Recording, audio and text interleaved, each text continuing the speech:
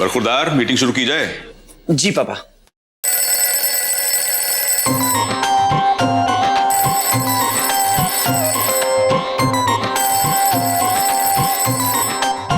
Hello hello सत्तू जी, मैं बोल रही हूँ।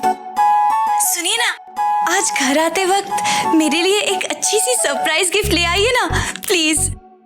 आप वैसे सोना या डायमंड दोनों में से कुछ भी चलेगा। Surprise gift? सोना या डायमंड? अरे उमा जी, ऐसी कौन सी खास बात है आज? क्यों जी, ऐसा कौन सी किताब में लिखा है कि एक पति अपनी पत्नी को सरप्राइज गिफ्ट सिर्फ किसी खास मौके पर ही दे सकता है? बताइए। वो बात नहीं है उमा जी, बात यह है कि खास मौकों की खासियत ये होती है कि आदमी जो है ना, वो आर्थिक और मानसिक दोनों रूपों से तैयार होता है। पर ये जो अचानक से सरप्राइज गिफ्ट होते हैं ना उमा जी, ये मेरी पॉकेट अलाउड नहीं करती।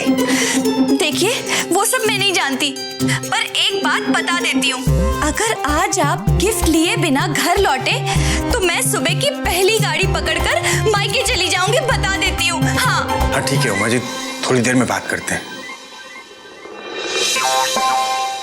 एक मेरे सत्तू जी है और एक प्रेम है जो बिन मांगे सिमर को तोहफे देता रहता है। ये औरतें भी ना घर में खाना बनाने के साथ साथ हमारी पॉकेटों में आग लगाने की तरकीबें सोचती रहती हैं। सत्तू साहब, अगर आपकी ये खास बातचीत खत्म हो गई हो तो हम अपनी मीटिंग को आगे बढ़ा सकते हैं। हाँ जी जी पापा, जरूर। प्रेम जी ने अब तक मेरे मैसेज का जवाब नहीं दिया। जवाब दे या ना दे, आशा करती हूँ उन्होंने वो मैसेज पढ़ लिया। अब तो उनके आने का भी समय हो गया।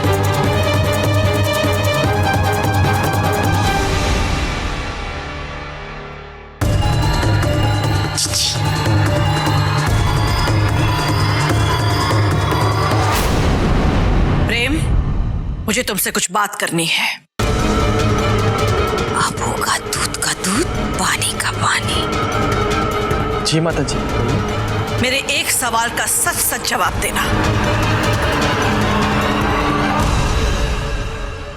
ऐसी क्या मजबूरी आ गई थी जो तुम्हें इतनी बड़ी बात इस पूरे परिवार से छिपानी पड़ी?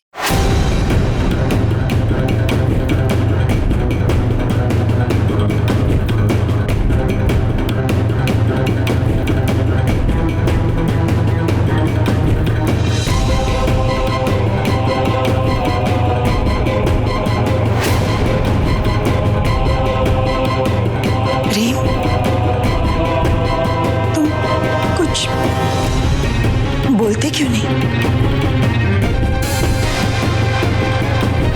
प्रेम, तुम्हारी इस चुप्पी को मैं क्या समझूं? क्या जो कुछ मैंने सुना वो सच है? क्या माता जी, क्या सुना आपने? यही कि तुम हमारी पीठ पीछे किसी गैर लड़की से मिलते जुलते हो।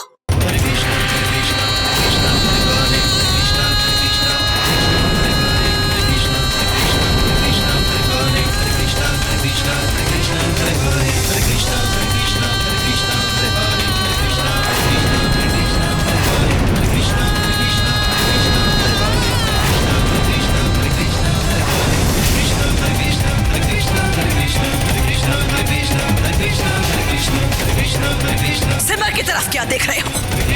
जवाब मुझे चाहिए। क्या ये बात सच है? नहीं माता जी, ये सच नहीं। मेरा विश्वास कीजिए, मैं कभी ऐसा कोई काम नहीं करूंगा जिससे आप पर और इस परिवार पर लोग उंगली उठा सके।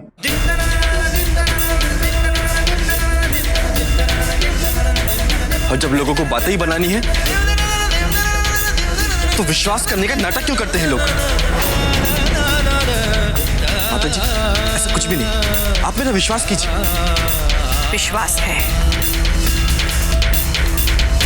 विश्वास है और हमेशा से रहा है कि तुम कभी कभी कोई ऐसा काम नहीं कर सकते जिसकी वजह से हमारे परिवार को शर्मिंदगी उठानी पड़े। पर ये सच्चाई मैं पूरे परिवार के सामने तुम्हारे मुंह से सुनना चाहती थी।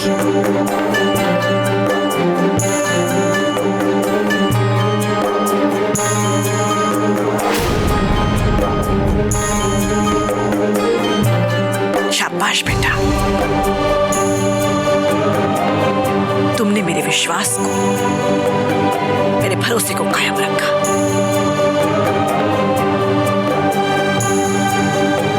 सिमर,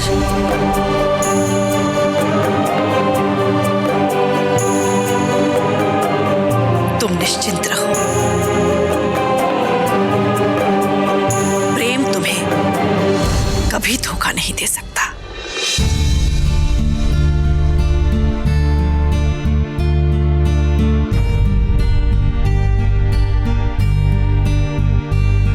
तो बस अब ये बात यहीं खत्म करते हैं। प्रेम, जा बेटा, आराम करो।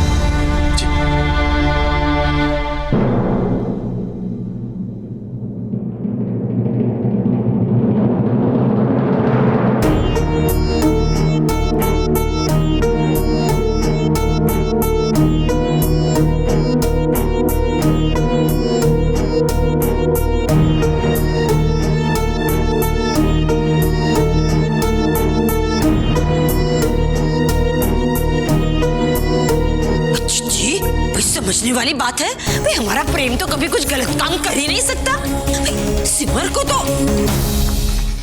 गुस्सा होना चाहिए था ना अपने पति पर।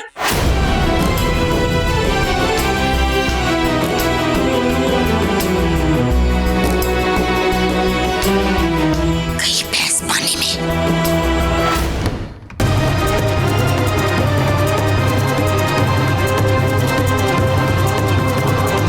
ये क्या किया आपने सिमर?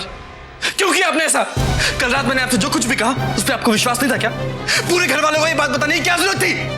लेकिन मैंने सिमर, कल रात मैंने आपसे वादा किया था, यहाँ तक कि आपकी कसम भी खाई थी कि मैं ऐसा कोई गलत काम नहीं करूंगा। उसके बाद भी अपने पूरे घर वालों के सामने मुझे शर्मिंदा किया। वो तो अच्छा है कि माताजी और घर वालों को मुझ पर पूरा विश्वास है। नहीं, मुझे आपसे ऐसी उम्मीद बिल्कुल भी नहीं थी। प्रेम जी, पर मैं बस इतना कुछ होने के बाद मुझे आपकी कोई बात नहीं सुननी और आपको सफाई देने की भी कोई जरूरत नहीं है।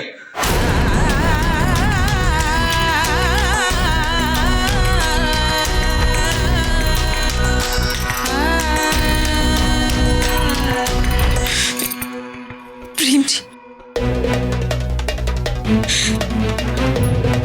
आप कैसी बातें कर रहे हैं? मैंने किसी को कुछ नहीं बताया।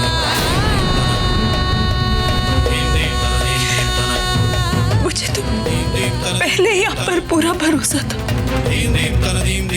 और कल रात की बात शक की भी कोई गुंजाइश नहीं रही। वो तो मौसी जी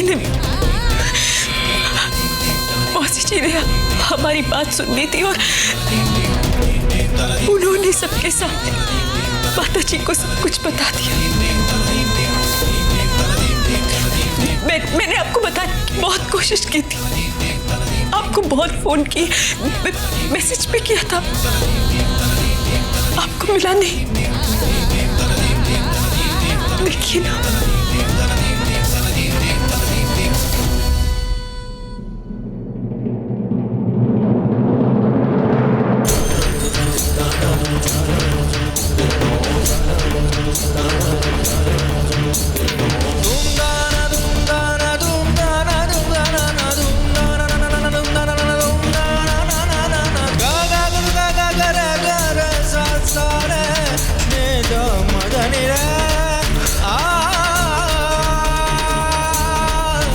सॉरी सर, मुझे माफ कर दीजिए। मैंने बिना सोचे समझे आपको बहुत कुछ कह दिया। लेकिन क्या करूं, आजकल काम का प्रेशर इतना ज्यादा है कि फोन तक चेक करने का मौका नहीं मिला। सॉरी।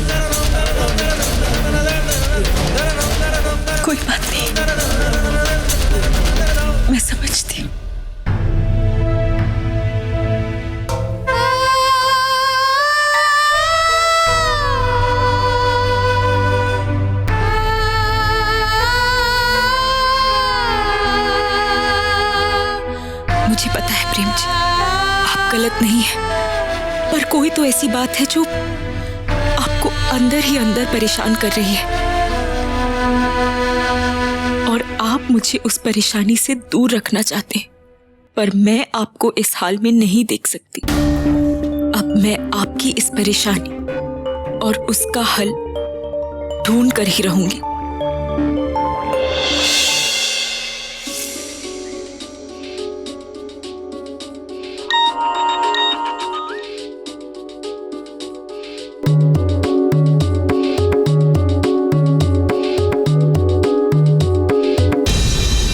प्रेम जी के फोन पर मैसेज, शायद इससे कुछ पता चल सके।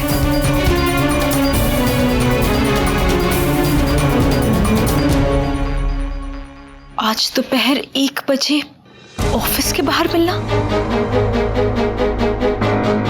जरूर यही मैसेज प्रेम जी की परेशानी की वजह है। अब ये नंबर ही मुझे आगे का रास्ता दिखाएगा।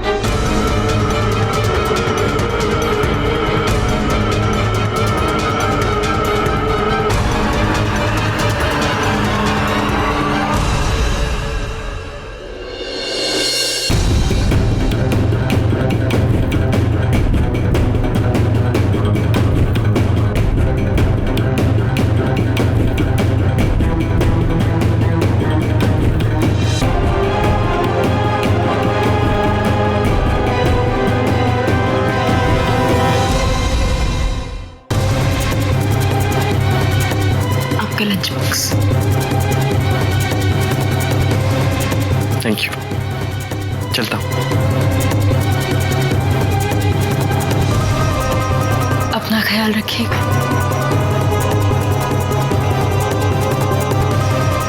आप भी।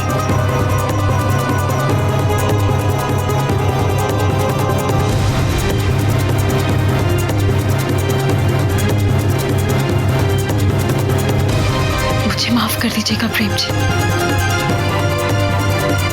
आपकी मदद करने के लिए मुझे ये सब करना पड़ रहा है।